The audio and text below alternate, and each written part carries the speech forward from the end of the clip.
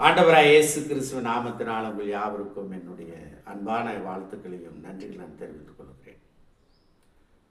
ஊழியக்காரன் தான் செய்த சகல காரியங்களையும் ஈசாக்குக்கு விவரித்து சொன்னான்.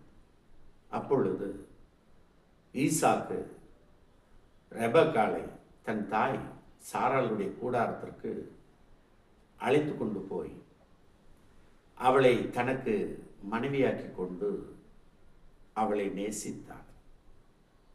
ஈசாக்கு தன் தாய் சாராளுடைய துக்கம் நீங்கி ஆறுதல் அடைந்தான் என்று நாம் வாசிக்கிறோம். பழம் சொல்லாக தாய்க்கு பின் தாரம் என்று சொல்லுகின்ற அந்த வார்த்தைக்கு ஏற்ப ஈசாக்கின் வாழ்வு அமைந்திருக்கிறது. அது மட்டுமல்ல, அவன் தன் மனைவியை நேசித்தான் என்று சொல்லப்பட்டிருக்கிறது. தேவனுக்கு நாம் நன்றி சொல்லுவோம்.